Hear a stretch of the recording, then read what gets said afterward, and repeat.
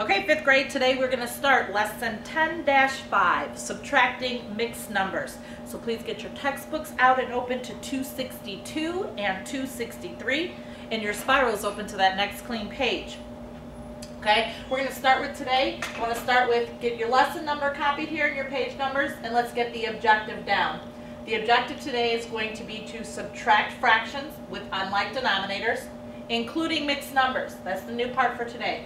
By replacing given fractions with equivalent fractions in such a way to produce a difference, which is the answer to your subtraction problem, of fractions with like denominators.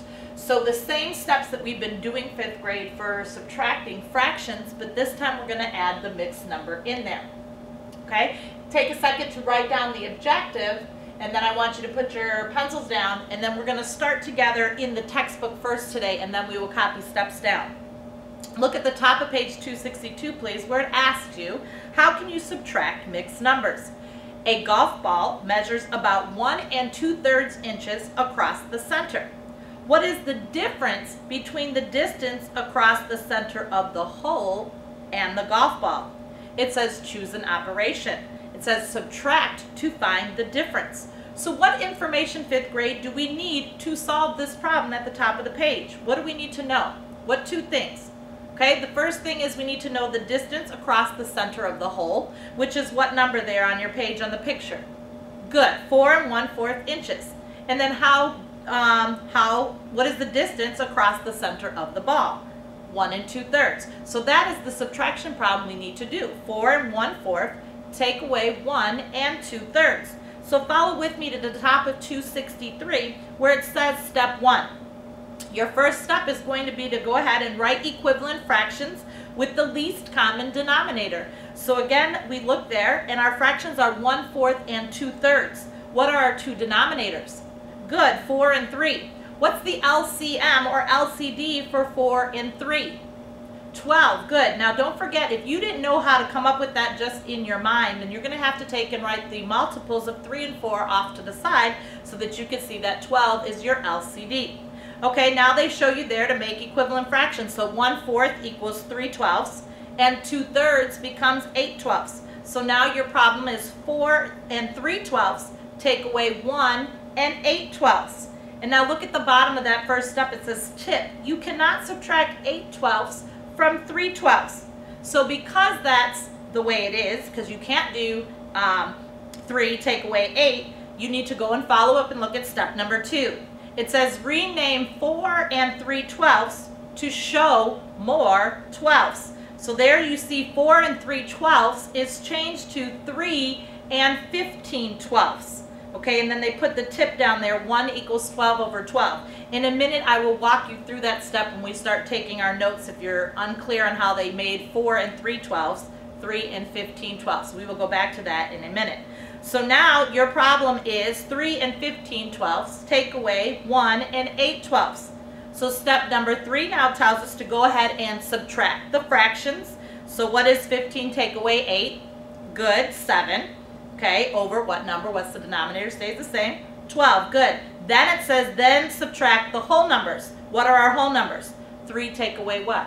1, good. So what is 3 take away 1? 2. Okay, so now you have 2 7/12. Our last and final step is, of course, is to simplify if possible. Can 7/12 be broken down any further? No, it can't. So our final answer there is the whole is 2 7/12 inches wider. Okay, a quick question to ask yourself and to understand before we go to taking down our notes is, why do we need to subtract the fractions first? Okay, you got to subtract your fractions first, and why is that? Okay, we're going to start with the fractions always because the fractions are smaller amounts in case we need to regroup if there's not enough like we had to in this particular example. Okay, now I want you to go to your spirals and I want you to get those steps copied down that we just walked through. Now let's put them in your notes.